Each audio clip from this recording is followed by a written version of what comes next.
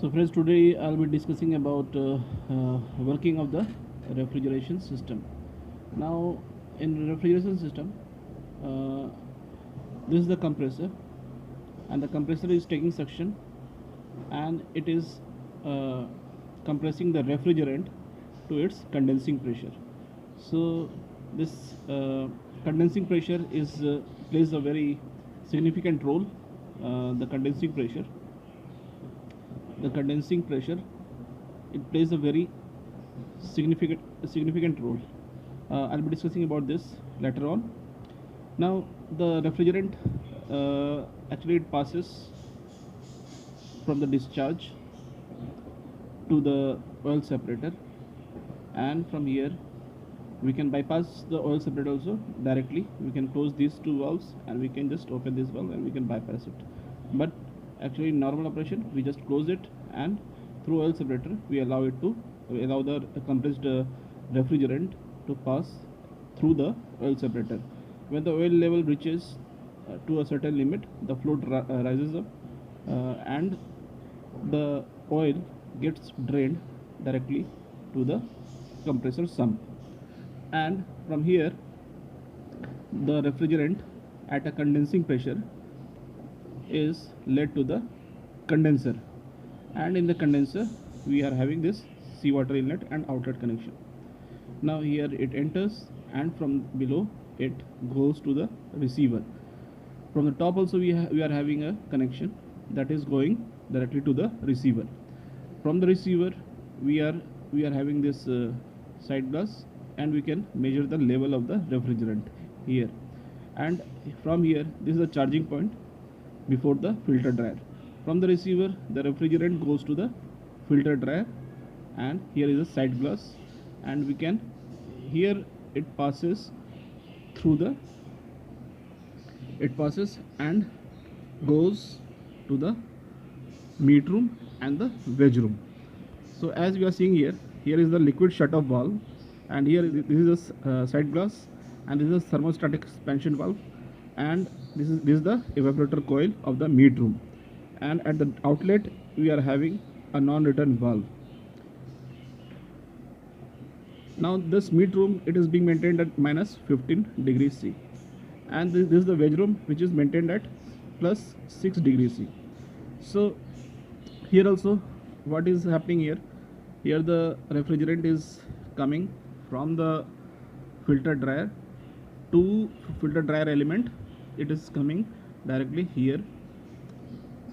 From here it passes to the liquid shut-off valve, then we are having a side glass, then thermostatic expansion valve, and from here we are having this going through this back pressure valve. I'll be discussing about this back pressure valve, and the importance of condensing pressure I'll be discussing in a separate video. And now let us see let us see what actually happens here at the outlet when the refrigerant comes out from meat room and the veg room. It goes back from here, and here we are having a subcooling of 5, actually this is the return line. This is the return line going to the suction. This is the return line going to the suction of the compressor. And from the receiver, after the receiver, when it is going, now this both the lines are in contact. So what actually here heat transfer is taking place.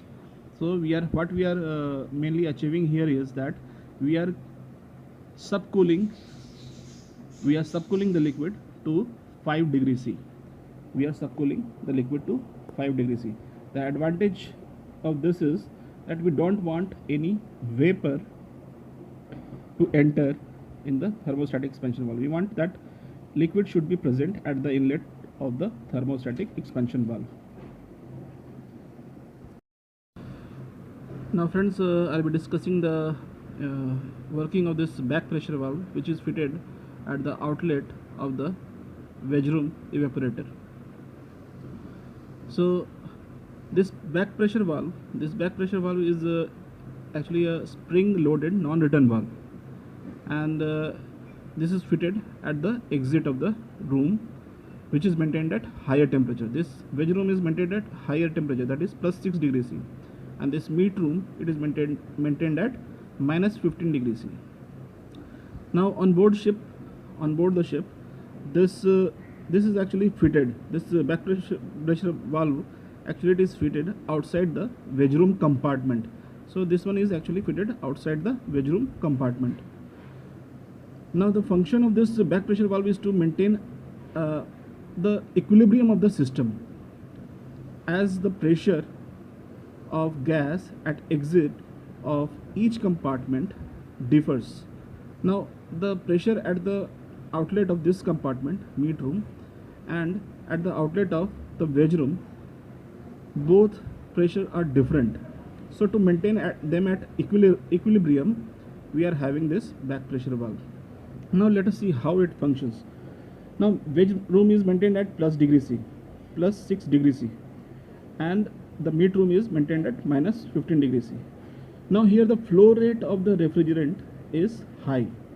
Flow rate of the refrigerant across this along this evaporator coil is very high. It is greater than the flow rate which is there inside the evaporator coil of the veg room. Therefore the pressure at evaporator outlet, this is the outlet of the evaporator, this is the non-return valve of the meat room. Now this pressure will be greater than the pressure which will be available here at the outlet of the veg room. Suppose if this back pressure valve is not there, then what actually happens? Here we have to maintain a plus 6 degrees C temperature. Now the flow rate is to be maintained very high here, because here we have to maintain a very low temperature. So the pressure of the refrigerant is also very high.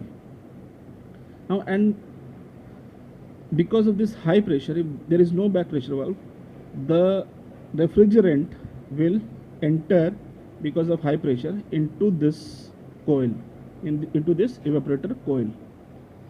So therefore back pressure valve is fitted at veg room outlet, which will let refrigerant to flow out only when the pressure inside this veg room evaporator coil is greater than the pressure which is available here. At the pressure due to evaporated pressure actually which is available here due to evaporated refrigerant at the outlet of the meat room.